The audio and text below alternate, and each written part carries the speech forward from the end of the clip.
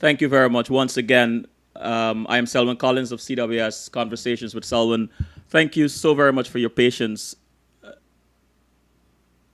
I'm looking forward to having a very exciting and informative conversation this evening. Those of you who are joining us for the first time, I'd just like to take a moment to introduce you to CWS. At CWS, we have conversations with people about their journeys. How are they using their gifts and talents to help each other or to make a positive contribution to humanity? In that, I am always looking for someone who has an extraordinary story or someone who is doing something extraordinarily well. I believe that each of us has a story to tell. And it's why I'm very keen on not discriminating on who I invite to come on the show. Those of you who are joining for the first time, there's a chat room which allows you, the audience, to participate in the conversation by asking questions, making comments. All I ask of you is that you're mindful that there are young people who tune in from time to time from around the world. So let's be respectful of our guests. Let's be respectful of the show. I invite people to come here and share their stories because I hope that in those conversations we are able to not only learn from their successes, but be inspired and be guided from how they might have overcome some of their challenges. Because I believe that it's how often a person gets up when they fall that determines the strength and the character of that person. How often they stand up and face their adversities and overcome those challenges. And I so hope that any young person from anywhere in the world listening to that can be inspired and encouraged to step beyond their limitations and challenges. So I'm going to take a quick break. And when I return, I'll introduce you to our guest tonight, Eric Phillips, one of the sons of Guyana soil. And I look forward to this conversation.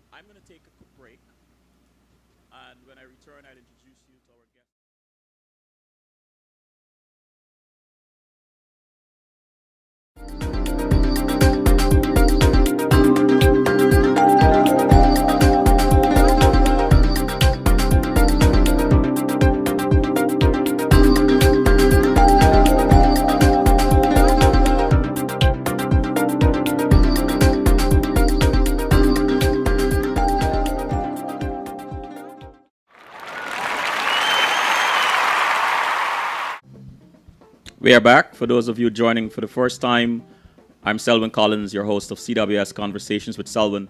The gentleman next to me is no other than Eric M. Phillips Jr. Eric, good evening and thank you for joining us. My pleasure, Selwyn.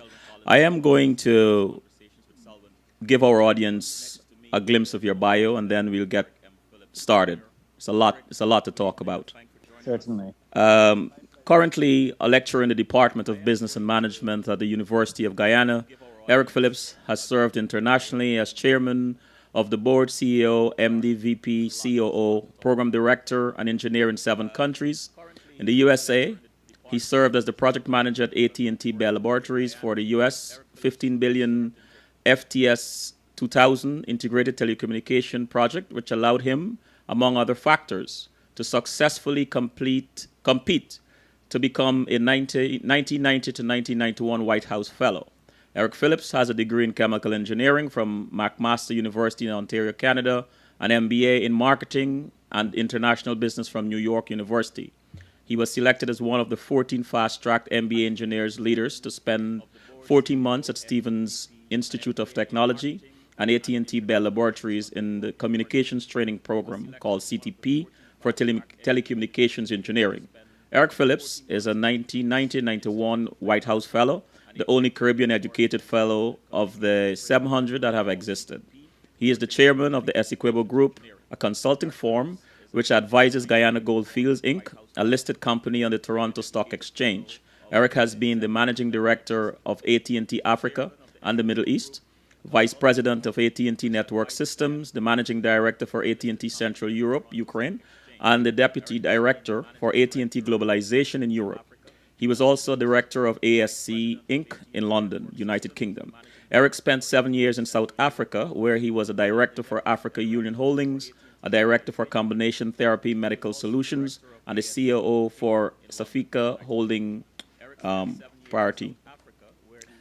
I want to, one of the things I like to do on this program with our guests, especially when they have a comprehensive bio, is to just give you a synopsis and then let's get into the show so that by the end of the conversation, each of us will have our own view, our own perspective of who this person is.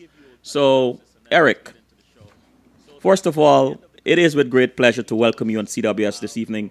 I have read your bio, and just now I just give the audience a glimpse of it. Some of your musings on Facebooks and elsewhere, and some things written about you.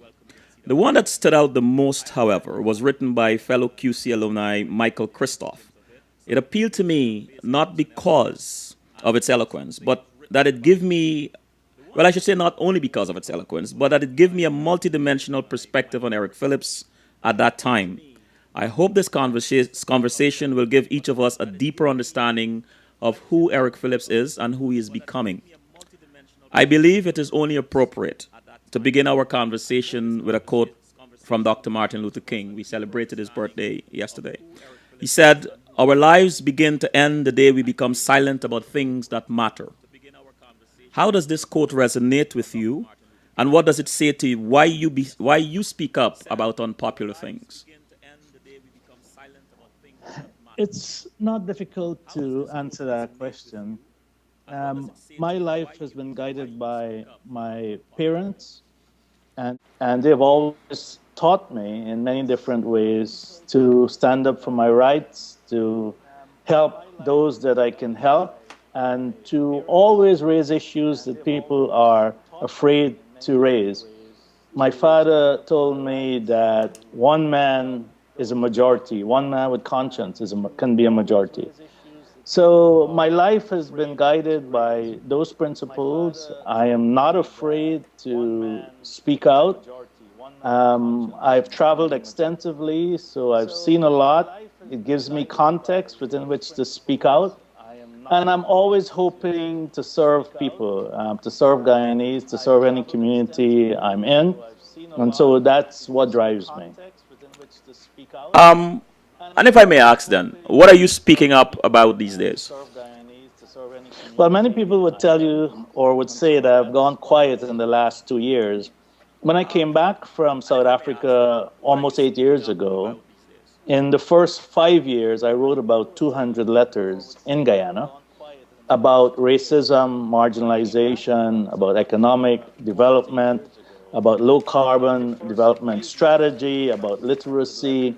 I was one of the few people who, at that time, was willing to speak out. During the crisis we had in Buxton, I spent 2.5 days every week in that community. Most people were afraid to go there.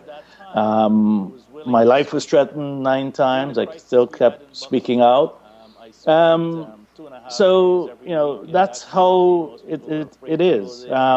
But recently I've been speaking out quietly about economic development. I think Guyana has tremendous potential. It's being wasted. We have some national threats that we are not looking at. The new Chinese in Guyana, for example, I think it's a threat to our national security. We have tremendous resources. We're not converting them so that our young people could stay in Guyana. And I believe that with threats to Guyana and the Caribbean, like climate change, a shrinking economy, reduced tourism, that we need to speak about these things. So I've gone to the University of Guyana where I'm working with young people. I think they have to be the leaders. I'm very disappointed with the model of leadership we have, not only in Guyana, but in the Caribbean. Our model seems to be one of a boss, so people serve you. Whereas we need to develop servant leaders in which you serve the people. So I'm trying to share those ideas. I'm speaking out by working with youth groups. I work with 11 youth groups. We have conferences, multidimensional. So I'm speaking out in many different ways, even though people may think I should be in every protest. What I've come to realize is that we in Guyana seem to focus on the political angle of things. No one is looking at economics. And even with the African community, if you were to realistically look at the state of African Guyanese, they're about 48% of the population when you include mixed people, and they own less than 5% of GDP. Whereas in the economy, we have a group with that's less than 0.01% of the population, and they control 15% of GDP. And I believe that economic power gives you political power, not vice versa. Eric, I want to do you justice, and I want to do our audience justice by going down your timeline a little bit and getting a sort of a glimpse as to who you were as a young man. Um, can you take us back in time and introduce us to some who you admired and looked up to, and who would have influenced the man we come to know as Eric Phillips? Growing up, it was simply my family. I had a grandmother who was a village nurse. My father was a chemist and druggist, a pharmacist. So he was involved in the community. My mom was, she got her high school degree at age 40, but she was a very kind person. So those are the people that I admired growing up. As I got older, during my Queen's College years, I admired a gentleman by the name of Richard Pryor. He was a disciplinarian. He was a leader. He was somebody who taught you about excellence. That was his focus, excellence. And as I journeyed into college, of course, Malcolm X, Martin Luther King, when I moved to New York, I got heavily involved in understanding the American situation. I've read widely, lots of authors, African American, American, British, Asian, T. Lobsam Rampa, Krishnamurti. I love poetry, so I read Rumi. So those people also became my heroes because they transmitted ideas to me that resonated and formed who I became. Then when I became a White House fellow, I was heavily influenced by a lady, Laurie Fitzpatrick, who was very close to Ron Brown. So it's a continuous process. When I met Mandela, it changed my life dramatically in that I was a very, very aggressive person, seeking excellence in every way, shape, and form. But in being around Mandela for about 6 hours, we had a dinner in Johannesburg, South Africa. It sort of gave me a different perspective of life on how to serve better and how to be humble. So my aggressiveness transformed into a greater commitment to help people. Well, what would you say are your fondest memories of your parents as a child? The love that they gave me and the fact that they told me I could be anything I wanted to be. They always gave me the feeling that I was the brightest person in the world. And they always exposed me to all sorts of things. So I became convinced at a very early age that I was extremely bright. Whether I was bright or not, that was another issue. But that love and that confidence and the idea that you have to fight for rights, that's critical. What would you say you miss most about three ages in life? The 7-year-old Eric, the 16-year-old Eric, and what do Eric? Well, let's say two, six, the 7-year-old and 16-year-old, and what do Eric Phillips, or what does like Eric Phillips look forward to these days?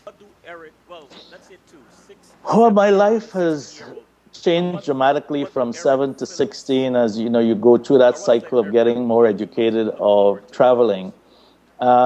Today I look forward most to ensuring that Guyana becomes a prosperous society. It has everything it needs.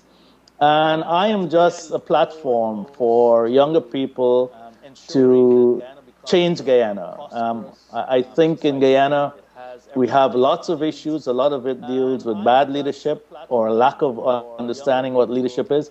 So I'm very excited being around young people of all races because we have some extraordinary young people in Guyana, and their stories are not being told. They're a silent majority, and I think that's the greatest wealth of Guyana, our jewels, our young people. So that's where I am right now, mentally and emotionally, psychologically. Dr. King also said, hatred paralyzes life, love releases it. Hatred confuses life, love harmonizes it. Hatred darkens life, love illuminates it. How does that love, as it relates to your country and all its people, resonate with you? Well, Martin Luther King, his statements are so true. You can't fight hate with hate. I have gone through a very significant religious transformation. Born a Christian, I've studied Islam, I've read the Quran, I've studied the Bhagavad Gita, I've studied Taoism, Confucianism. I've done 4 different types of meditation. I love reading Asian religions, Asian quotes, African quotes. So as I've gone through that transformation, I've grown more and more in understanding of who I am and what human beings are. And that Guyana is my home. I mean, I've lived in 8 countries, but Guyana is my home. It's what gave me everything that I have, whether it's through my parents or through Queen's College or through friends here. And so it's an obligation for me to be here. I don't have to be in Guyana. I'm, Many of my friends ask me if I'm crazy. I I, don't have to be here, but I want to be here. I'm so glad you mentioned that. And so I asked you, is that same love for Guyana that, in spite of its social ills, makes it possible to attract and hold a man of your experience, knowledge, and talents? Well, yes, my roots are here. I understand what Guyana can become. And I am just one of many people who need to be here to assist because my experiences are very diverse, and I think that I can help. I'm in the process of creating a think tank called IQ. It will have about 15 young people in ages of 16 to 30, and we will deal and write about issues of national importance to Guyana, non-political, non-religious, just about how Guyana needs to move forward in the future. And so that's very exciting for me right now because I've been exposed to a lot of very fascinating young people of all ages and races, and I think that I need to open some doors to them. I have tremendous networks all over the world. I have not used them. I think I need to expose some of these young people to these networks because it's a village. It takes a village to make things work. Eric, I'm hearing a sort of an echo. I don't know where it's coming from. Um, would you happen to have this broadcast on your computer at all? No, No, no. no radio. Okay, all right. Oh. Let's hope I am able to identify it before the night is out. Um, saying that though, how is repatriation good for Guyana? Um, Repatriation. Well, if you were to look at the Guyanese population as a whole, we have more people outside, more Guyanese outside of Guyana than living in Guyana. I think we have about 70,000 in the Caribbean. We have about 30,000 in Suriname, 10 in Venezuela. We have about quarter of a million in New York, another 150,000 in Canada. And those are legal numbers, they're larger numbers. I think the experiences, the exposure, the accumulated wealth, the networks, the ideas, the investments, all those things are critical to Guyana. We can only move forward in Guyana if the diaspora is an integral part of what we do and a catalytic part.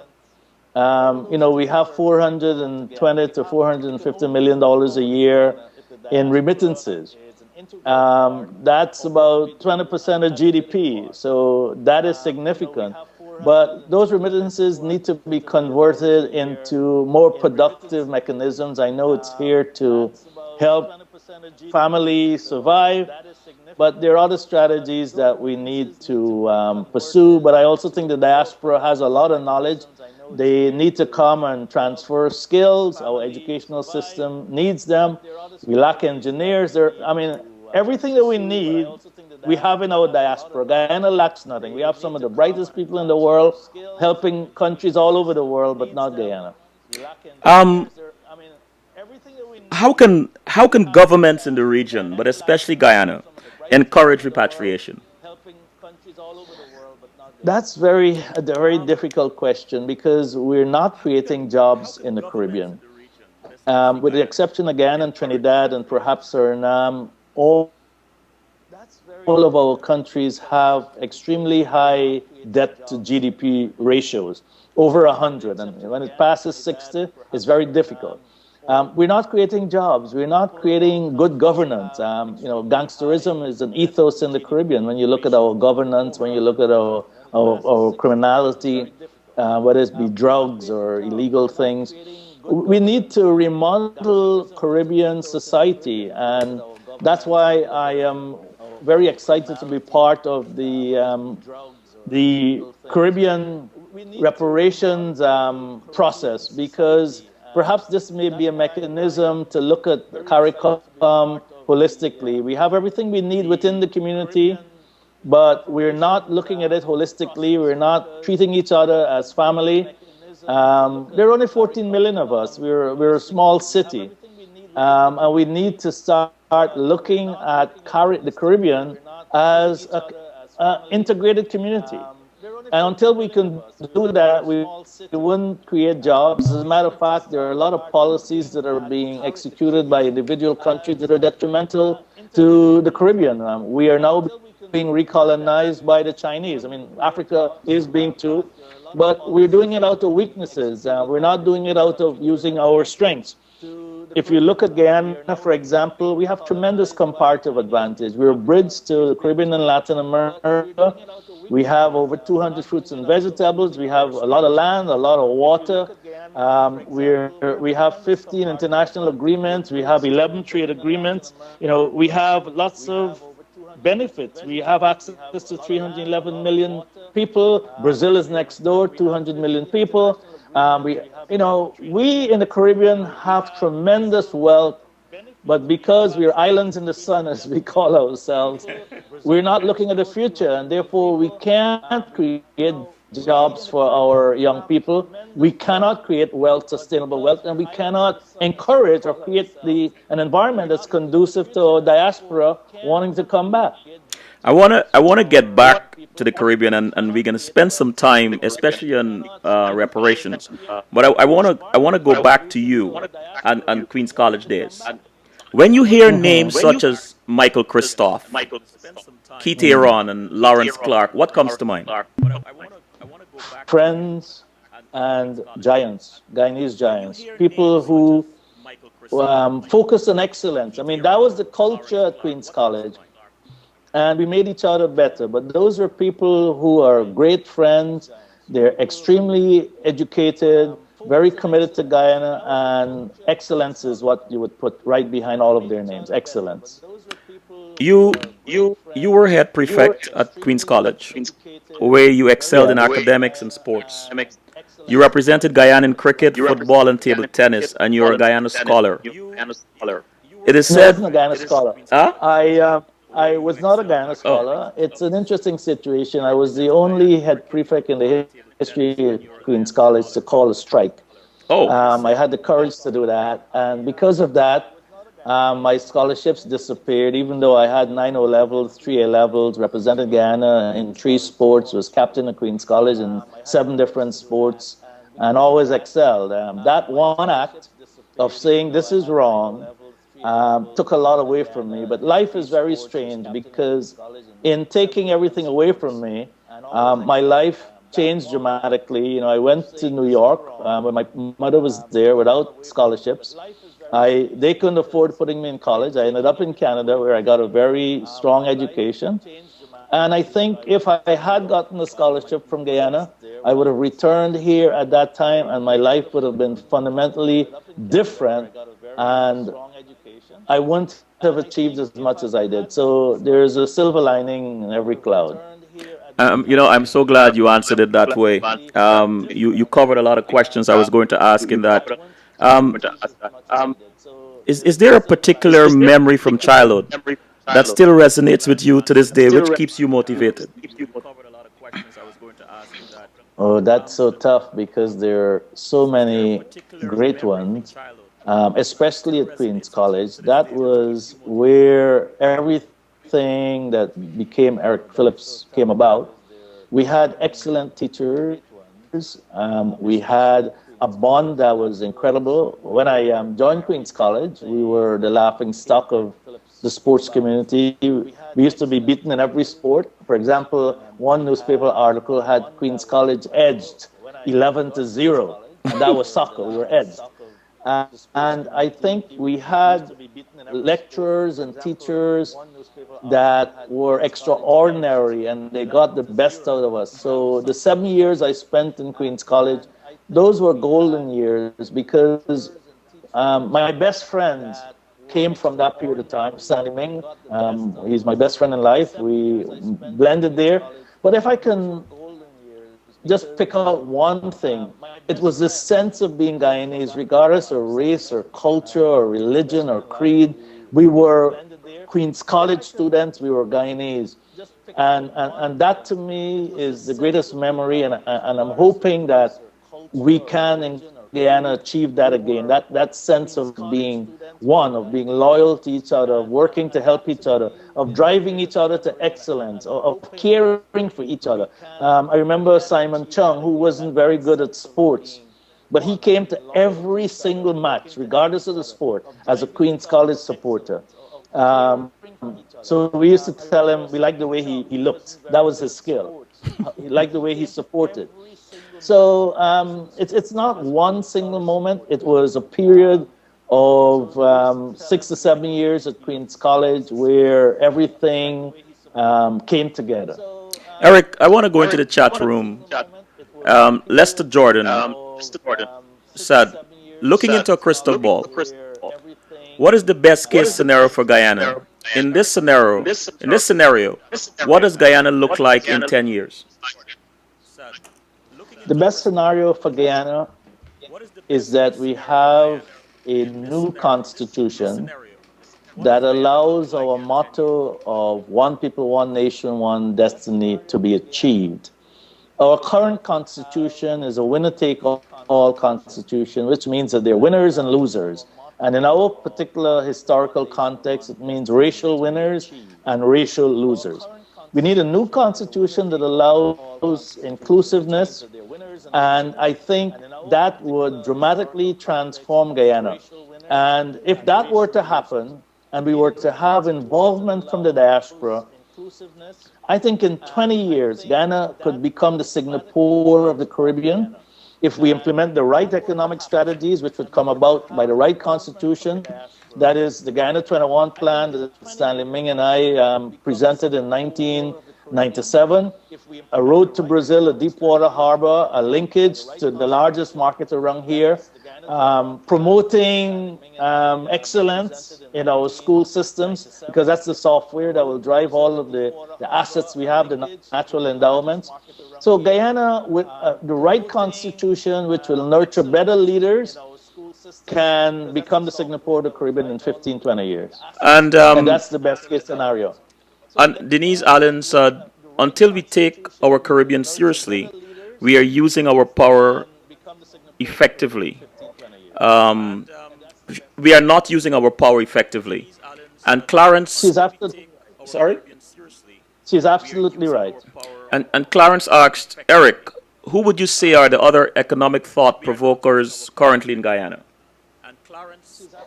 There's Taran, who we have very few people who are focusing on the economic scene. You have Taran, who writes from time to time. Everyone seems to be consumed with the politics without understanding that Guyana is at risk. We've had Clive Thomas, who over the years, more from an analytical point of view. But in terms of new ideas, we have LCDS, which is a low carbon development strategy. To me, it's a pathway. It's not a development plan. It's an overarching process that allows us to move towards a green economy. But LCDS is very racially construed and biased. It excludes the majority of Guyanese, and it has an idea that we are economic merchants of the forest. And that's not sustainable development. We need development that is broad-based. We need to go back to the national development strategy, which is sectorally driven. Sorry, I'm not here. No, You I broke wasn't. up. I didn't say anything, Eric. Yeah. So that's the sadness about Guyana. We are not talking economics. We're not talking Caribbean integration. We're not talking about the economic threat to the whole Caribbean by the new Chinese. We're not talking about law of the sea and the tremendous amount of wealth that is being stolen from Guyana by Russians, Chinese, and Japanese stealing our fish. We're not talking about Venezuela and the Orinoco Delta and two-thirds of our land, the wealthiest land being claimed. We're not talking about how we can work with Trinidad that has oil and how we can work with the Caribbean to create a common economic policy that will make Caribbean prosperous. So we don't have very many thought leaders in terms of the economic sphere. We're dealing with IMF-based economics that has been detrimental to us. We still have slave economies in terms of our primary products.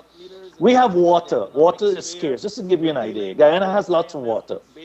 Most people don't understand that we've had water wars. The war between Israel and Palestine is not about Palestinian land.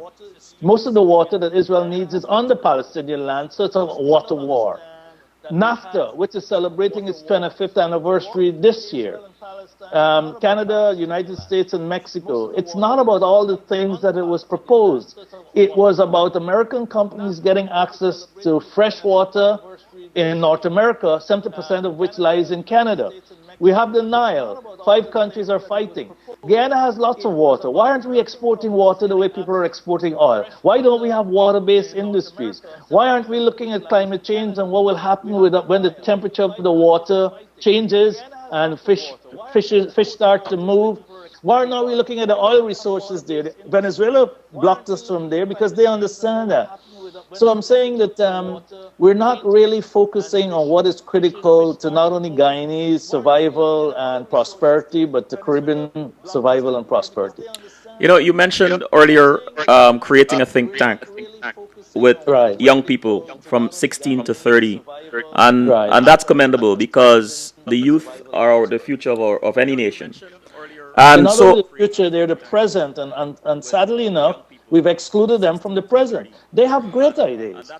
They're voiceless. I read a letter you wrote to the editor in November 2012, titled 1823 Rebellion.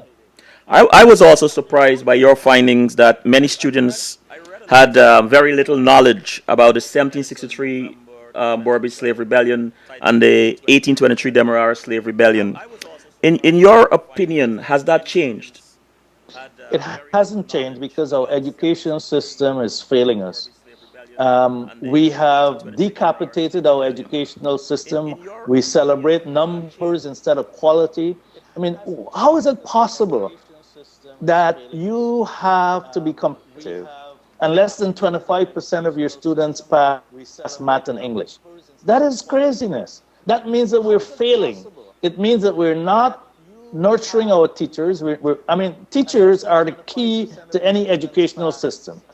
We're not taking care of our teachers. We're dealing with the infrastructure elements, the buildings and all of that. But the software, which are the teachers and the systems and how courses are taught, we have to change our methodology of teaching. Take, for example, the University of Guyana. We have lots of students who struggle with certain subjects, but we have to approach it differently.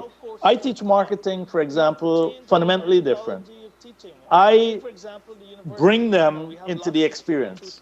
So the 13 principles of marketing that I teach, whether it's SWOT analysis, Maslow's hierarchy, 4 Ps, Anscombe matrix, they have to write a report sorry, they have to write a report called I Am the Perfect Product, where their surname is their brand. They have to tell me about their attributes. They have to do their family tree to see their tendencies and to know what's in their family context, what's in their DNA.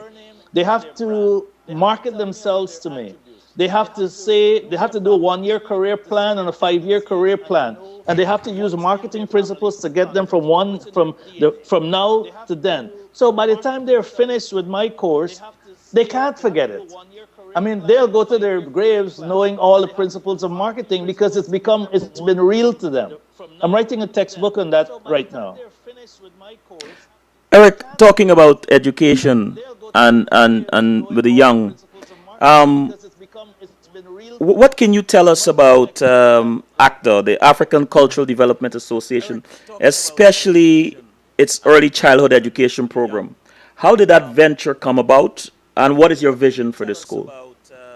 Well, it's been a journey that's been nourished and nurtured by Brother Stanley Cook, who's almost 80 years of age and blind, visually handicapped, and Sister Violet John Baptist. And we've gone through a transformation of over 20 years where we recognized that the school system was failing and we needed to change it.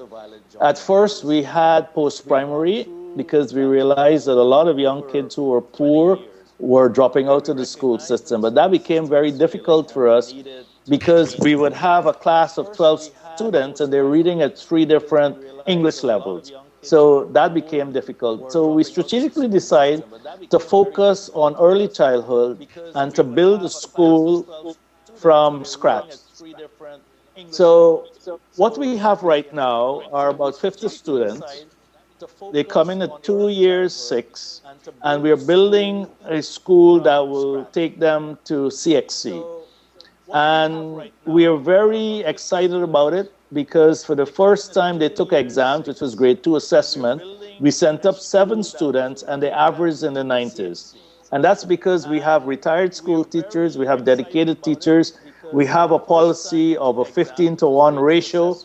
Self-esteem is extraordinarily huge because they're surrounded by images that tell them that they're great, that they've come from kings. They know about Imhotep, they know about 1823, they know about Timbuktu, they know about their culture, they know about African values.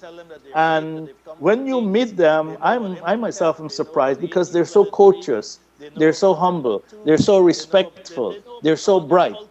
And we allow them to manage their own graduations. It's hilarious, but that's about teaching them leadership. So we've decided to follow that path, and it's a model that's successful because what people don't realize is that in Guyana, we have one of the top schools in the Caribbean. It's a Hindu school over the West Bank, SVN, and they take in students at a common entrance score of about 359, whereas Queen's College gets about 530. And within a 4-year period, they're able to send up last year, for example, 52 students, of which 48 got 11 subjects or more with math and English. Some had 15 distinguished. And again, it's about great teachers, discipline, a cultural context, and small classrooms. So, and I think they're the best school in the Caribbean, even though we are an oasis of failure. That's very good to know. Denise, in the chat room, Denise Allen said, transferring your knowledge to the youth and preparing them to lead is a key move. Clarence, oh sorry, I missed one. Claire asked, what are Eric's thoughts and hopes for the reparation issue, and how does he see it panning out? Does he think that the Caribbean, for example, are unified enough to get it through to success?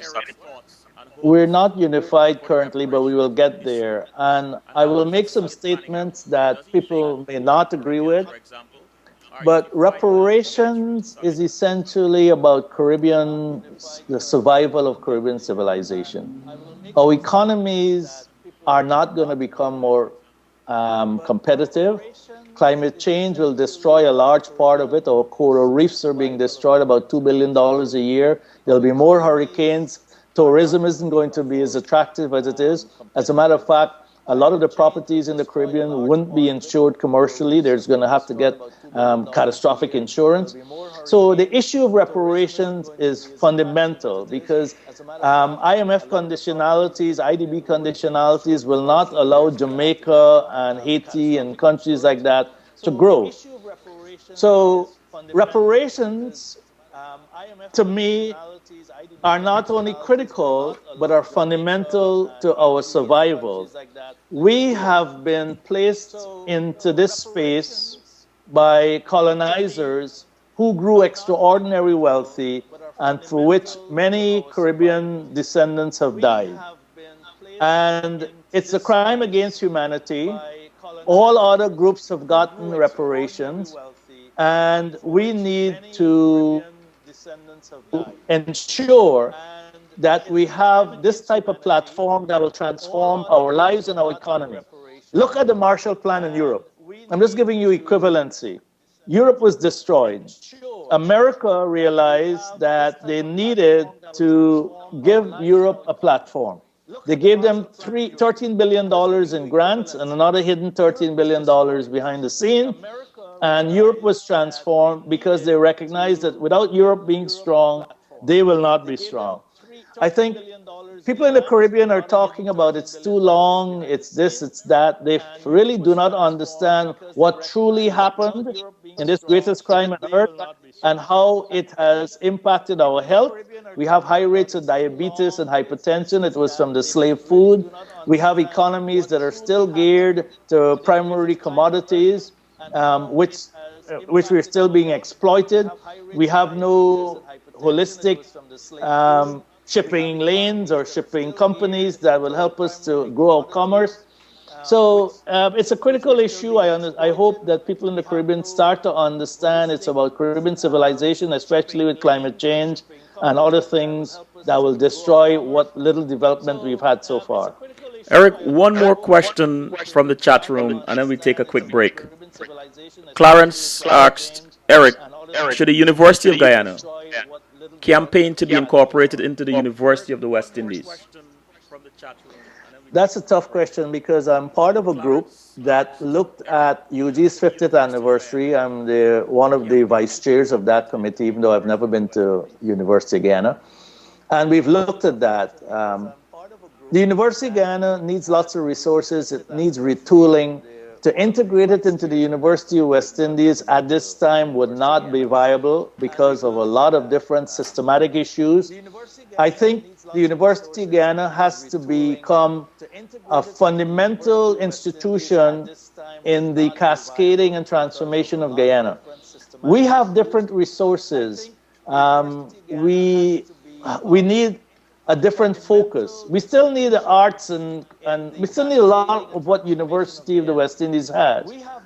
But I think that at this time, 10 years from now, perhaps, but not right now, because you can't integrate a broken system into a system that is alien to it. Let's take a quick break, Eric. Because you can't integrate two broken.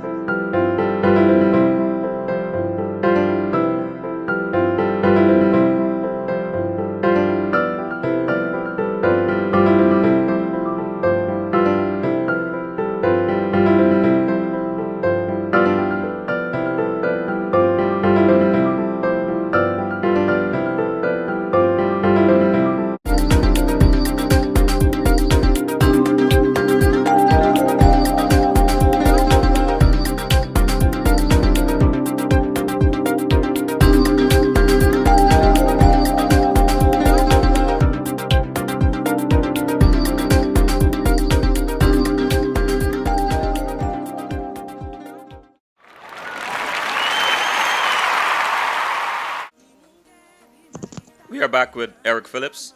Eric, what are you and some of your peers talking about in terms of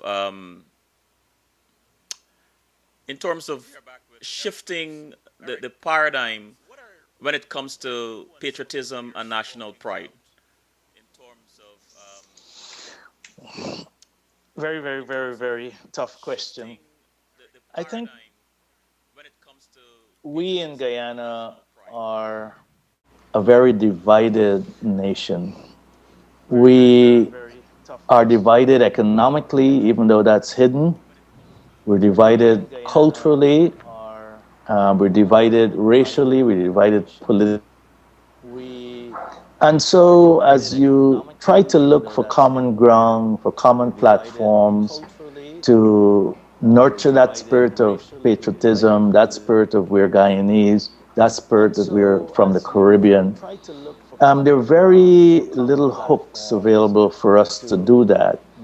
And I am hoping that it's not going to be a national catastrophe that forces us to look more at the more things we have in common than we have that are not in common.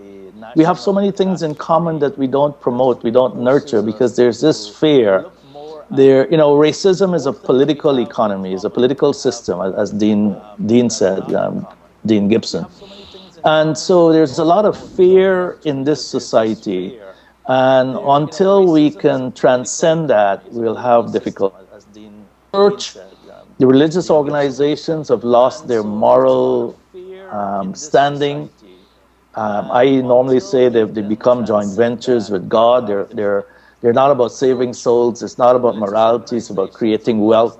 And so if we don't have a very critical institution called religion that is helping us to heal, then we're in great trouble. So we're still looking for ways and mechanisms. And that's why I have turned to spend a lot of my time on young people. I find that young people are more open. I find that they're reading more, at least they're exposed to more. They understand their own vulnerabilities individually. For example, when I asked them to do their SWOT analysis, I asked them, what are the threats facing them? And whether it's Indian, African, Portuguese, it's always about the government and politicians. So I am hopeful that our young people will build those bridges, because our political institutions are dividing us, our economic institutions are dividing us, our cultural institutions are trying, but they're overwhelmed because a main player, which is the religious groupings, have become too politicized. And of course, one of the main promoters of unity and patriotism and loyalty is the school system. But yet the school system doesn't teach history. So again, it's because of our racial divisiveness. There are a lot of things that should be taught in our high schools that aren't being taught. I remember whilst being at Queen's College, and this is why Prior Jonas is such a great man, we had a course called comparative religion. One year we studied Christianity, the next year Buddhism, Islam, Hinduism, Taoism. So we had a chance to read and understand about different religions, how they evolved, taking the good from them. And it helped us to like each other more, because we were very multiracial and multireligious at Queen's College. It helped us to feel as an entity with a common bond. And so I'm very worried about how we get there, because all of our institutions are taking us in the opposite direction. If I may go to the chat room, Lester asked, why should the Caribbean have any interest in Guyana? What's in it for them? Earlier, Guyana had critical exports, economic and political power to influence these regional partners. It's a very good question, and it's a very simple answer. If you're a scientist, and I happen to be an engineer and love science, you will know that climate change is real, that global warming is real. You will then realize that all of our islands in the Caribbean are at risk. As a matter of fact, if you read the IDB study for C5, which is the Caribbean Climate Change Group, we have a Guyanese there, Dr. Trotz, you will hear that within 30 years, we will have terrific hurricanes, volcanoes will erupt, we will have rising seas, etc. Now, do you think America with its own problems, Canada with its own climate change problems, look at what's going on right now, will be able to take all these people from the Caribbean, people who are not of their color or culture? The only place they can come to is Guyana. We have the land. Yeah, we are 3 feet below sea level, but that's only the coast. We have a study which the Germans did in 2003 that showed where we should have a new city. We have land, we have 200 fruits and vegetables, we have biodiversity, we should have oil, we have water. We have everything that is going to be needed once climate change really impacts the Caribbean. So they can only come to Guyana. So that's why Guyana is probably the single most critical country to all other Caribbean nations, whether they realize it or not. And Clay Shepherd, does Guyana see its future as lying with South America or with the Caribbean? If so, what are the pivotal reasons for this? We're very confused, and that's because we don't have good governance, because we don't have good strategic thinkers, we don't have good strategic planners. CARICOM, as you can see, 40 years of age, still very unstable, still because we were only looking at economic unity, which is CSME, single market, without looking at political institutions to bring us closer. So we're still Jamaicans and Trinidadians and Guyanese and Bajans and whatever you want, small islanders. So we fully do not understand our cultural and economic linkages holistically to the Caribbean. In terms of Latin America, that is really where Guyana's future lies. Because if you look at Brazil, linkages holistically to the Caribbean.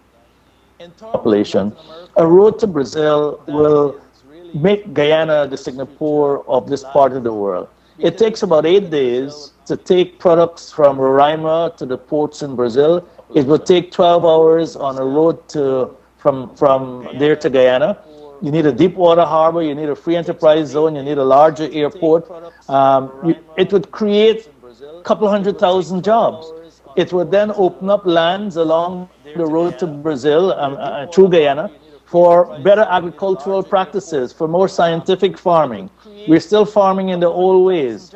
So to me, in terms of when you look at Brazil being part of BRICS, when you look at the population, when you look at Guyana's natural pathway that will allow tremendous economic growth, will allow Linden to be resuscitated, will allow 3 new cities to be built along that 298-mile roadway.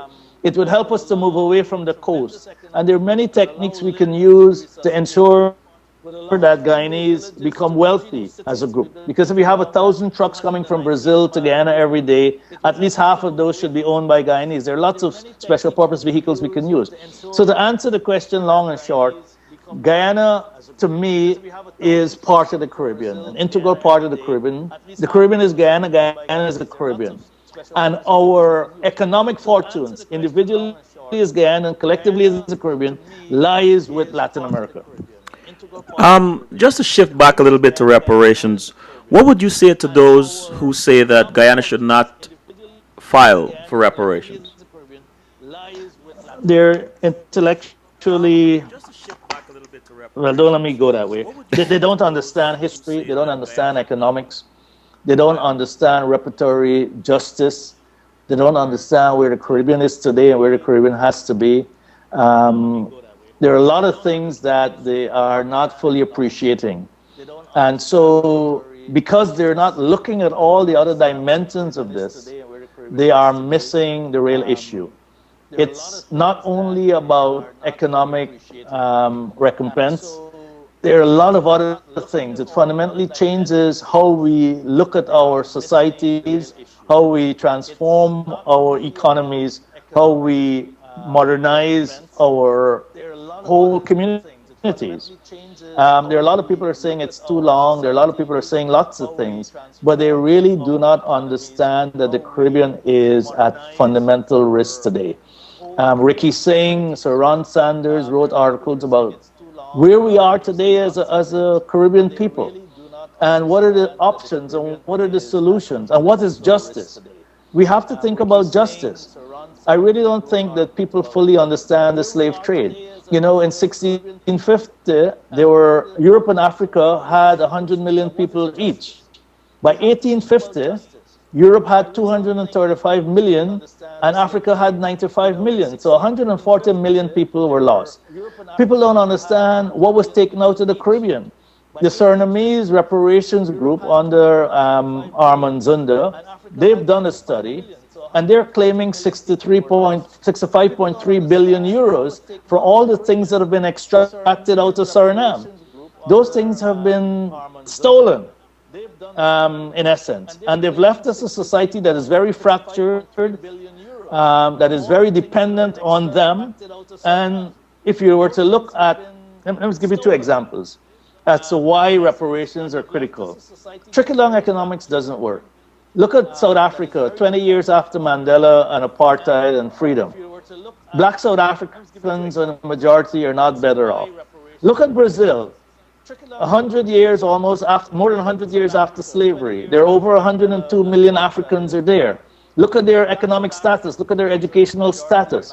There are a lot of issues that need to be addressed that cannot be addressed in this current European-oriented structure or paradigms. And so reparations allows us a chance to really rebalance, to re-regulate, to transform our societies into what they should be, because they will never be able to be transformed being dependent on Europe and China. And all of our resources are going to be exploited at raw material rates. Even our water, which is a tremendous asset that we have that we're not leveraging because we don't understand its value.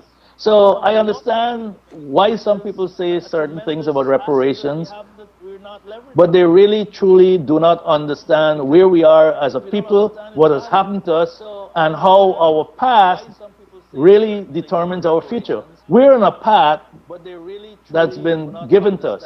Even our political systems, the Westminster system, they're not for us. They cannot allow us to transform our society. Even this capitalism in its form that we are practicing today, we cannot transform our society. We need to look at what China is doing, state capitalism. There are so many different things we have to do differently, even the way we look at each other. And that can't happen in the current mode because it's still divide and rule. Eric, Clarence said, Eric, you spoke of the IQ think tank focusing on youth 16 to 30.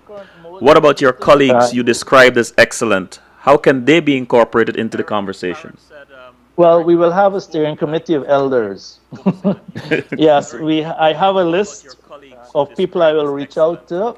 Eric, could you readjust your Eric? Just a second. Could you readjust your camera? I think your head is being cut off a little. Okay. I think I need to stop moving up and down. No. Well, I think you went up a little bit. Oh, future. Right. Just put some. Fine, or I need to. Just put some more space between the top of your head and the frame. Well, I think you went up a little bit. Did I get no, that's the other direction. Right. Okay. Just put some more. The wonders of technology. Yes, exactly.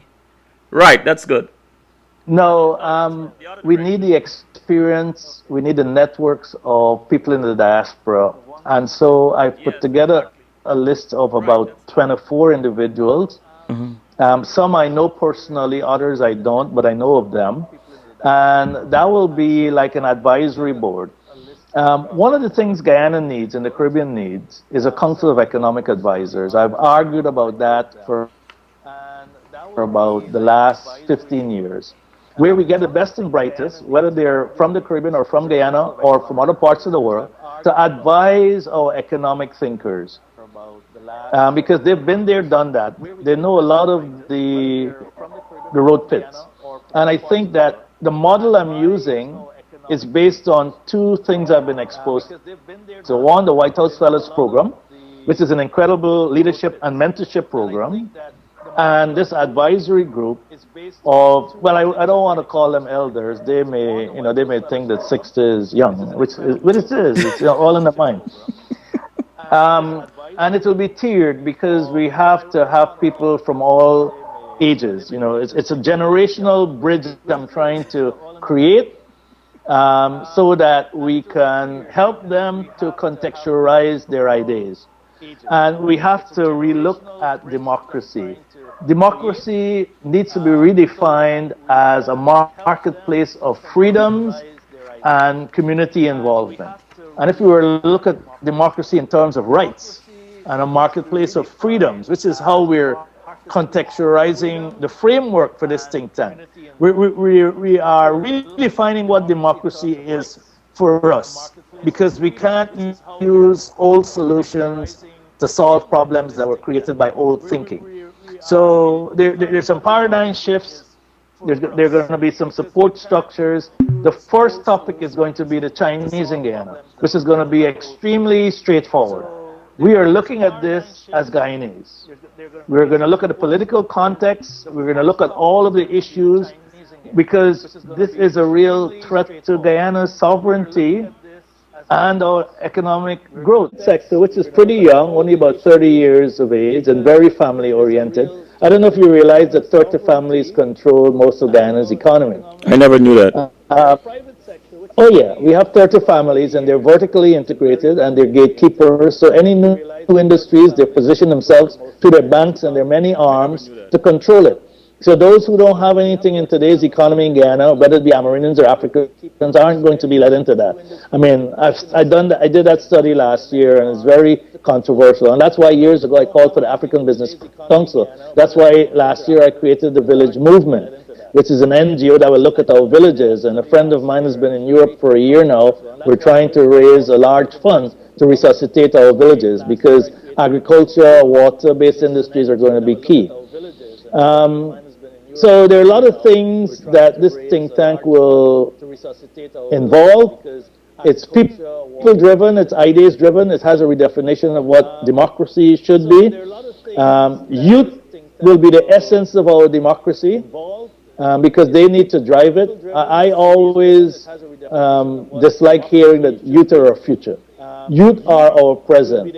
They are 70% of the population when you look at it, so how can they be excluded so comprehensively from the thought processes? They're the ones with new ideas. They see things differently. They're not biased because of religion or race in many different ways. We're the ones that train them to be racist, and we have to make sure that we don't do that anymore.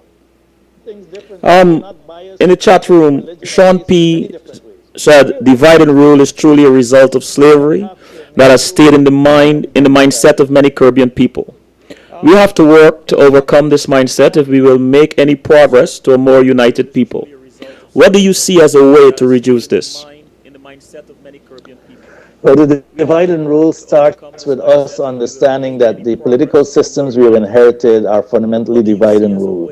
So as long as we use them, we will divide and rule ourselves, or they'll divide and rule us through many different hidden reinforcing mechanisms that are historic, that are there. And capitalism, if you have money, you make more money. If you don't, you can't. So we have a lot of institutions and systems, political and economic, that divide and rule us, but we don't see it. And that's the new thinking we have to take. We're just as bright as anybody else in the world. I mean, at AGDA, we tell our young people that you have inherited the best DNA in the world. You're the first doctors, lawyers, professors, engineers. You built the pyramids, you did that. So don't let people tell you you can't be a mathematician. I think we have to let our young people in Ghana, we have extraordinary bright people in Ghana, we have to let them understand that they can be as great as any other civilization, that they have the resources and the minds to create a new world. We have to let them know that and help them to achieve that. But the divide and rule systems are in our financial systems, they're in our economic systems, they're in our political systems, they're in our cultural systems. And the thing that drives us all is divide and rule, our religions. All right, Eric, I'm going to give you a chance to reset your video. Yeah. All right. And in the meanwhile, I'm going to read Lester's question. No, you went up too much. Okay. Is that any better? A little better, but put some space between the top of your head and the frame. I think you might need to Okay. push the cover out. Is that No, it's not. A little better, but put some space between the top of your head and the frame. A little. That's a little better. We okay? can go some more in the other direction, but that's okay. Lester said, can road access to Guyana from Brazil end up with the country basically taking our economy and population, as in the case of Chinese in Guyana? The road to Brazil is the single most critical conduit to our economic ascendancy. I think we need to recognize that if we have the correct policies in place, we can prevent a lot of the fears about Brazilians coming over here. Take, for example, the Chinese in Guyana. We've allowed them to come here, and within 3 years, they can be citizens and therefore can vote.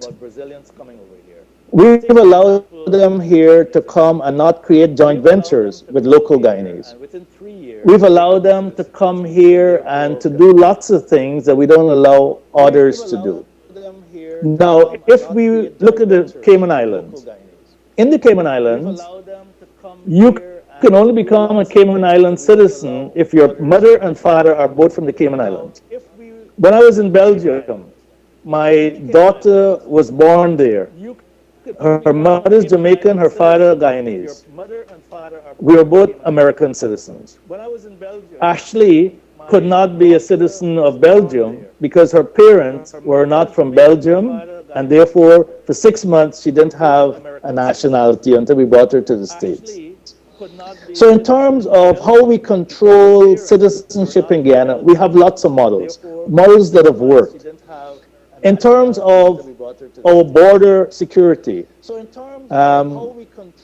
we can create lots of jobs. In the Guyana 21 plan, we've created 7,000 jobs just on border security and customs. There are lots of things in systems and satellite technology. There are lots of things we can use to make sure, through bilateral agreements and other mechanisms, that we're not overwhelmed. I think the argument that Brazilians will come and suck us up is a ridiculous argument. It's an argument based on fear and political vindictiveness. Because people are talking about it's going to change the demographics and all of that. It's all about politics. It's not reality. Why aren't all the Mexicans or the Canadians rushing into the United States? Look at Europe. I mean, there are techniques, there are mechanisms, all proven that will prevent that. I think we just are listening to people who are uneducated, have low IQ, and use fear to prevent progress. Eric, let's take a break. That will prevent that. I think we just are listening to people who are uneducated. Said, suffer the little children to come unto me. Every day, more than 30,000 children around the world die of preventable diseases. More than 300,000 children are being used in war as child soldiers. Lord have mercy. A child should be loved. A child should be held. A child should be clean. A child shouldn't smell. A child shouldn't go to bed.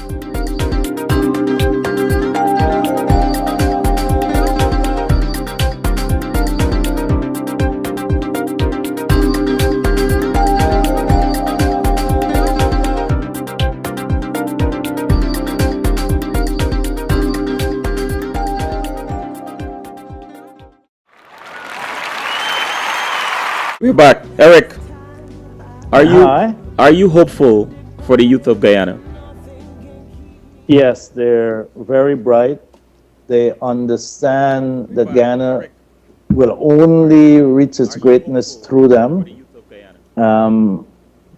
They understand what has divided us. To some extent, many of them are now ignoring what their parents have taught them and told them, which of course reinforced the old status quo. They're reading more, they're more exposed to the world, and they understand what Guyana is and can be.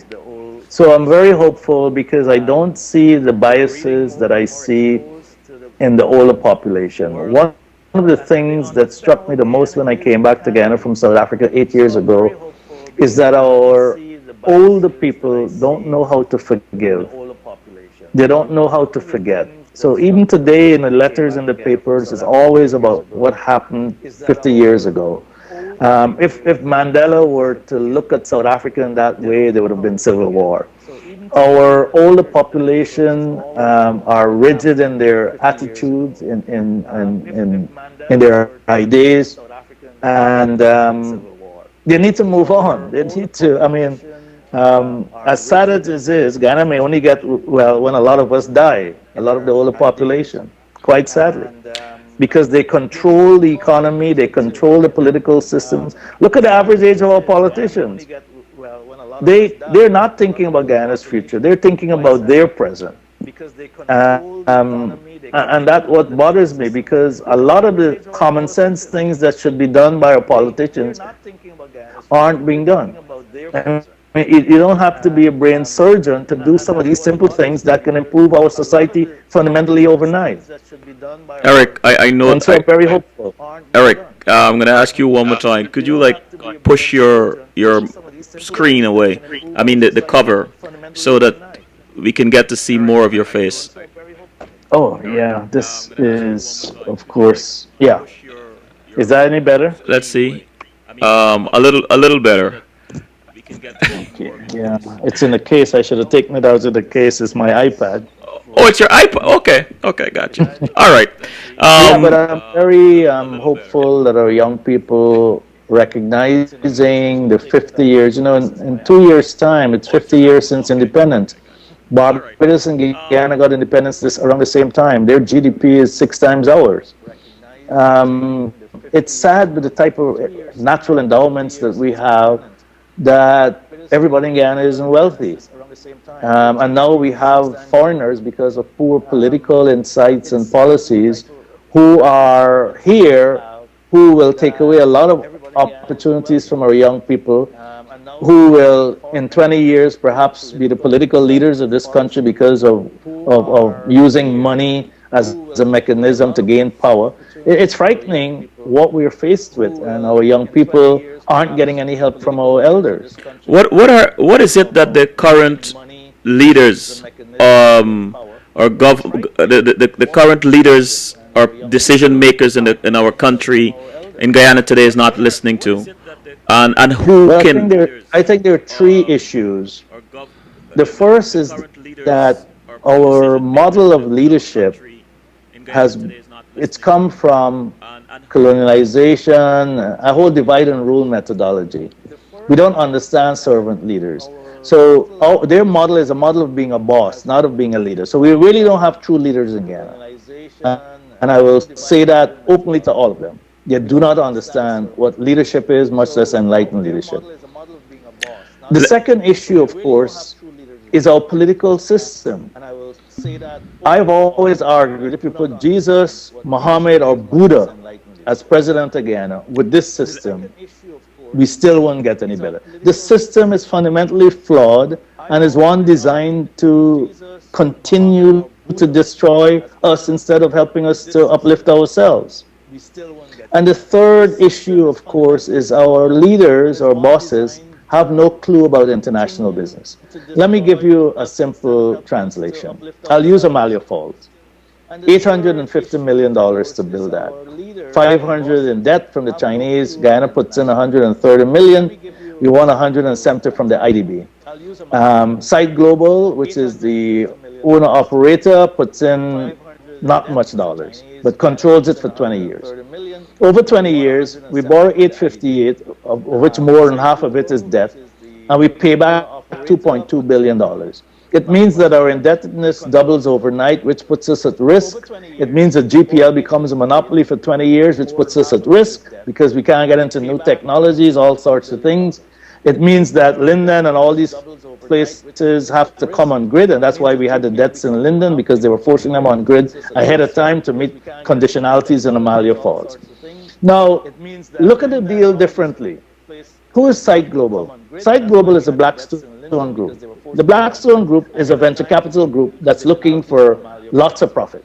the day we signed that deal, as it was constructed, a very poorly constructed deal that had 200 million more than it should have to begin with, they can take that agreement for 2.2 billion and sell it to another venture capital group for 1.8 billion, making $4 billion overnight.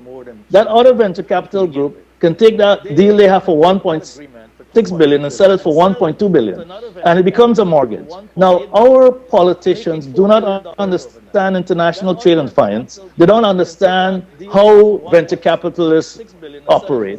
You don't understand how that one deal will fundamentally stifle Guyana for 20 to 30 years.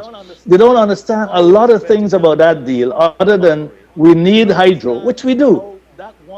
So when I look at the analysis of our politicians in doing these deals, a fourth-year university student with any exposure would know better, because they are so corrupt in their views of how race operates in Guyana and how a small group of people should benefit, that the majority of people in Guyana are screwed. And I'm just being directly honest. So they don't have the international experience. They won't reach out to the diaspora where we have experts. They don't even reach out to local experts like Dr. Clive Thomas, who's never been asked to do anything in Ghana, and he's one of the preeminent economists in the Caribbean. So when I look at our leaders, a lot of times people say it's corruption, a lot of times it's ignorance. And they relish in it. We don't have real leaders. We don't have people that understand international business. We don't have strategic thinkers. Lester Jordan asked, are the current political structures in Guyana changing, progressing to meet its challenges? No, we're locked into a divide and rule, anti-human rights constitution. So even when the opposition is in majority, they can't change anything. All they can do is block. There's no constructive, inclusive discussions. Dialogue is with two people talking to each other without listening to each other, because it's all about power. Because when you win in Guyana, you control all the resources, everything. And that's what it's about. It's not about shared values. It's not about a shared vision. It's not about shared responsibility. It's not about shared benefits. It's about a small group of people using gangsterism as an ethos, translating wealth from the state to other groups without looking at our future, and further putting our sovereignty and our children at risk by using immigration and other policies that are absolutely stupid, but that would benefit them. Lester asks, which political party are you aligned with?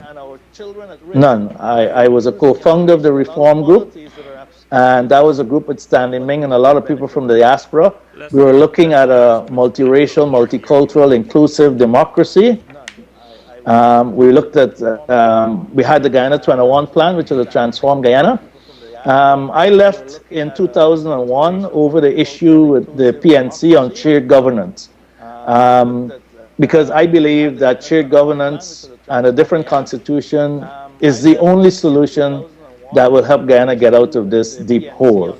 I have been cursed by a lot of African Guyanese for not helping the opposition, but I like none of them, because they're not very different from each other. And I'm just being honest. Eric, It's not about Guyana's future, it's about them. So you look at Facebook and you look at the arguments. It's not about Guyana. It's about my party being better than yours, or I have a few people who are smarter than yours. It's not about a holistic view of Guyana, what Guyana needs. We need an inclusive democracy based on freedoms and an economic strategy that's visionary, that includes the Caribbean and looking at Latin American as the architecture. are you hopeful that with your strategy moving forward, that we will accomplish this?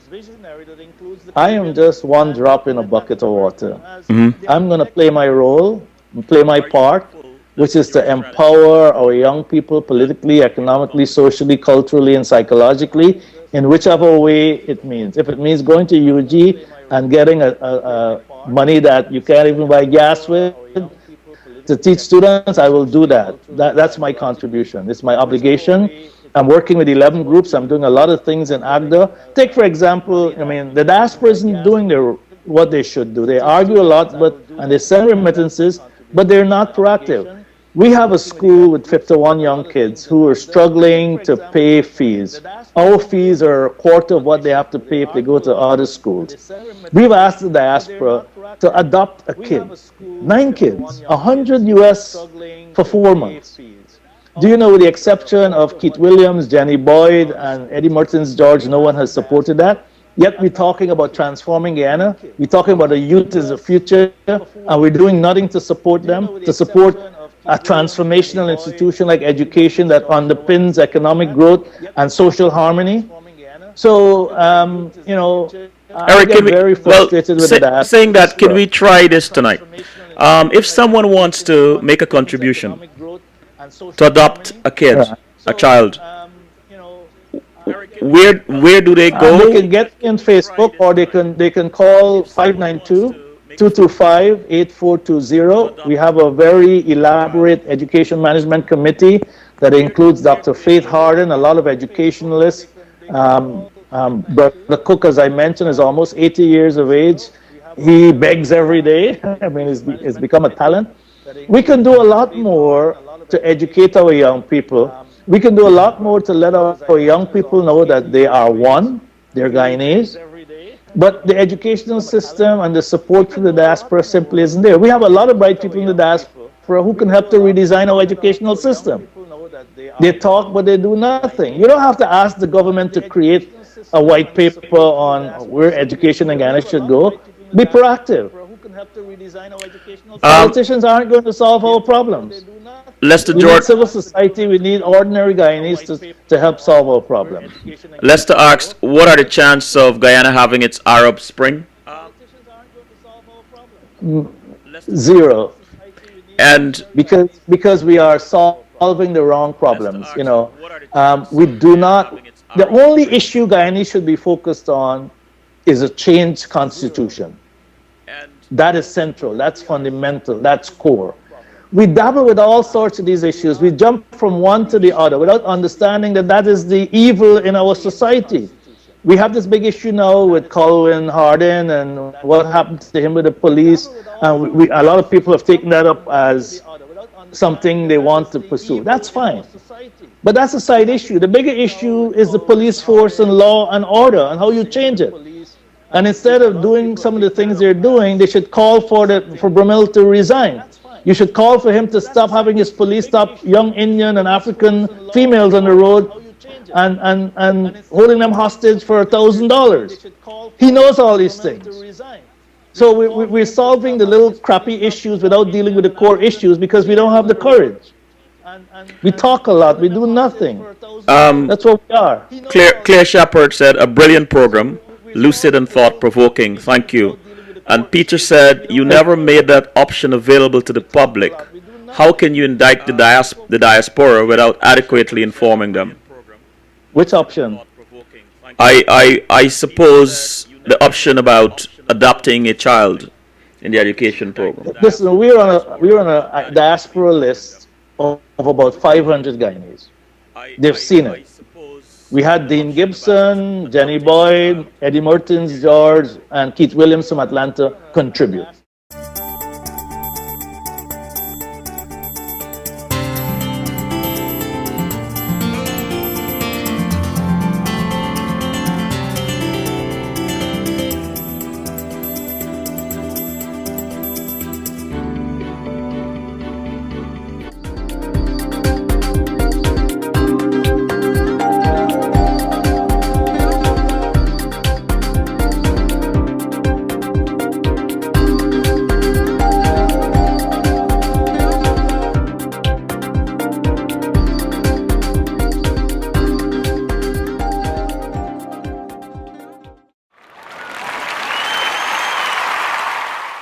We've been doing this for 3 years.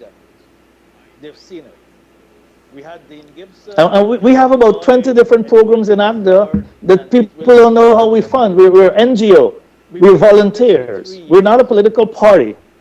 We have a youth entrepreneurship program, February 15th. We have an art exhibition. We have storytelling. Part of what I'm doing is writing books so that we could educate our young people. I produced Know Thyself A to Z. I have 6 other books. 2 others will come out this year. We're doing a lot of things within AGDA to promote healthy values and a unified Guyana.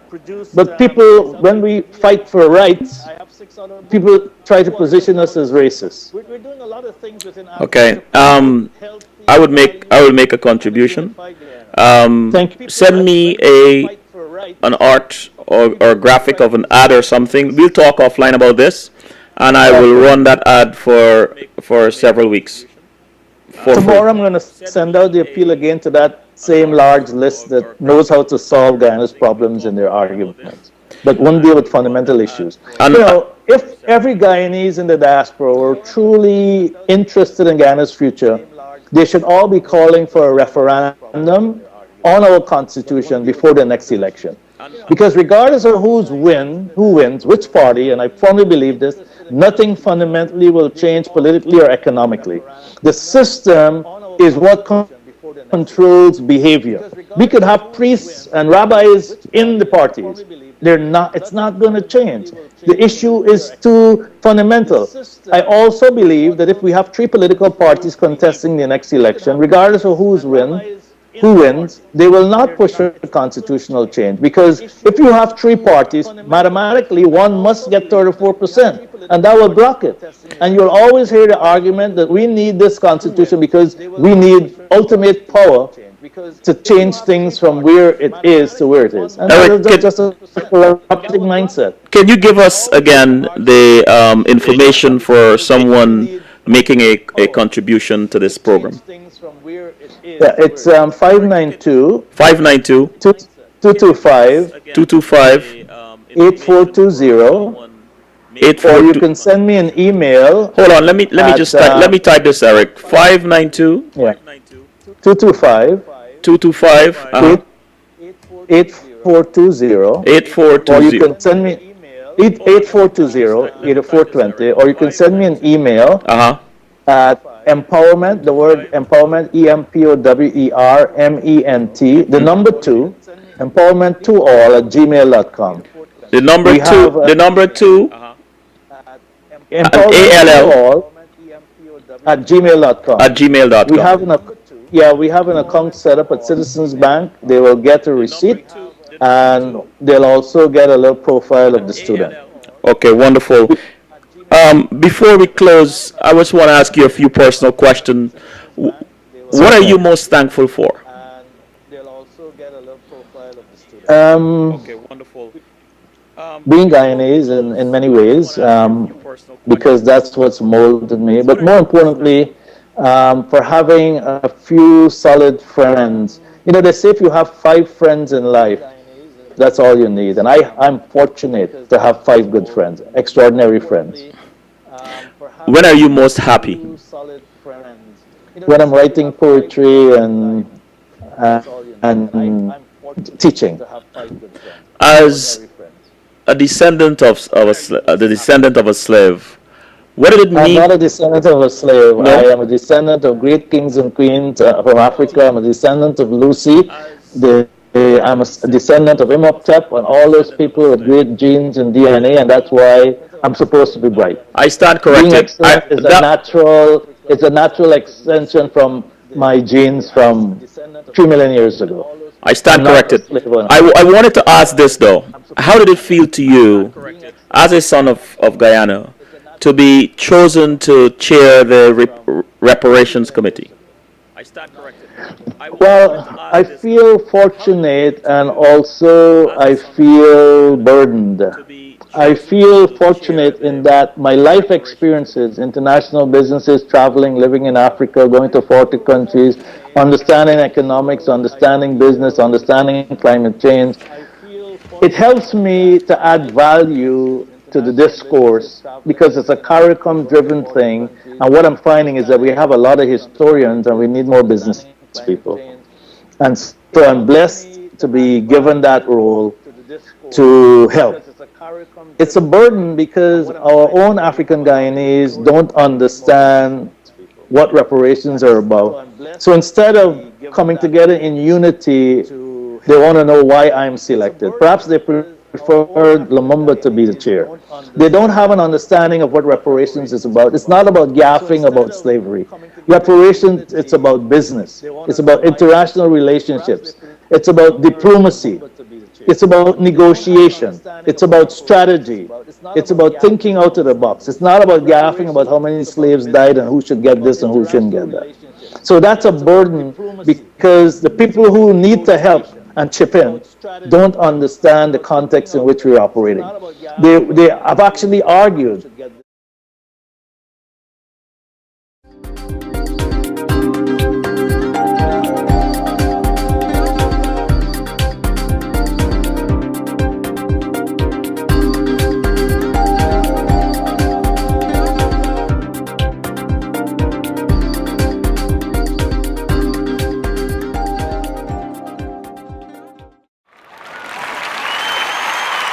That Guyana should not be involved in the reparations discussion because we have an evil PPP who's anti-black. How stupid can you be? It's not about any government. It's about a historic event, a crime against humanity that needs reparatory justice that will benefit Guyana. It's not about the PPP. One even wrote that the money will go into NICIL. That's stupidity of the highest form. Eric, So we have too many Guyanese, African Guyanese, who the friend of my enemy is my enemy. When Sir Hilary Beckles, Dr. Vivian Thompson, the leaders in repatriations in reparations came here at a conference, they boycotted them because the government brought them here, even though the people were supporting the fact that the 1823 monument shouldn't be where it is. So we're biting off our own face. So it hurts me when we have my own peers don't understand the issue. And that is the fundamental issue in Ghana. We don't have people who think abstractly, who understand that Ghana is just a drop of sand in a desert in this global economy. And that we need to have a strategy that allows us to grow and all our people to grow. We're always about, zero-sum game. And that we need to have a strategy that finish this sentence for me. I look forward to Sunday evenings too. Zero-sum game. Sorry, I didn't get you. I look forward to Sunday. Finish this sentence for me. I look forward to Sunday evenings too. To get a break from thinking about Ghana and look at my teams getting creamed, the Knicks, the Nets, the Giants. I'm culturally starved in Guyana because we don't have the type of programs to enrich my life. And so I escape into my New York teams who are murdering me this year mentally and emotionally. And last but not I'm a narcissist. last but not least, what makes you laugh out loud?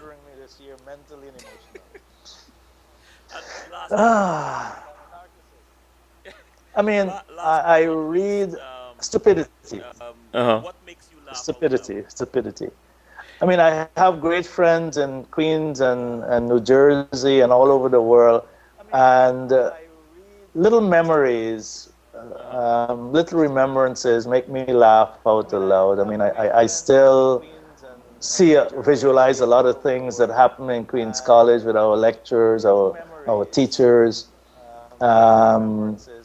We used to say that Robo's bicycle had 2 speeds, dead, stop, and slow. So when you reminisce, and by traveling, my life has been enriched. So lots of those things, when I close my eyes, I can go back to different countries. I can see myself with friends and remember the nonsense that we used to talk about. Well, last comment in the chat room, Lester Jordan said, thanks for the insights.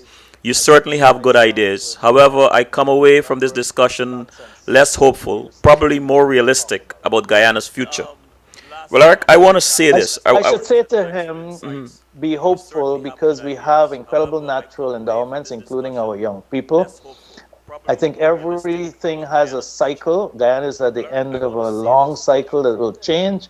I think I'm very hopeful because of the types of young people that I'm meeting of all races. So I'm hopeful.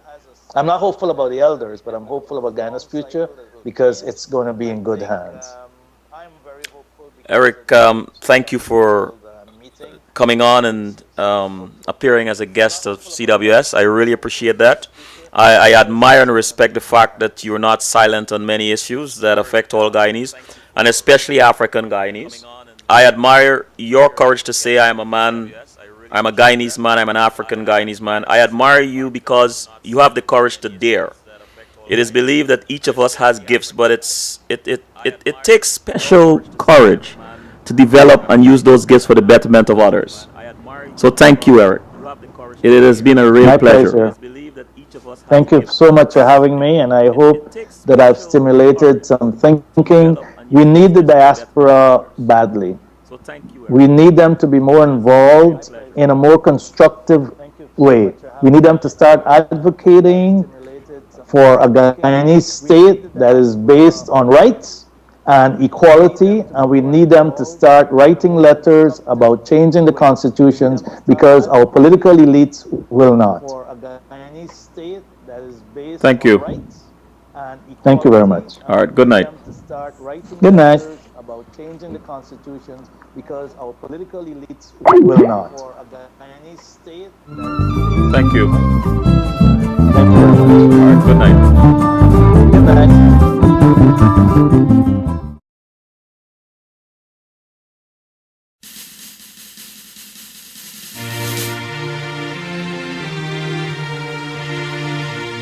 Arrowhead.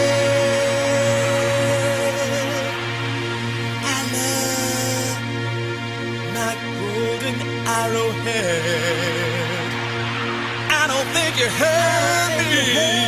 I said arrowhead. I love my golden arrowhead. My. All GT Massive and crew, where are you? Where are you? If you're present, represent. If you're present, represent. Sing out from Guyana.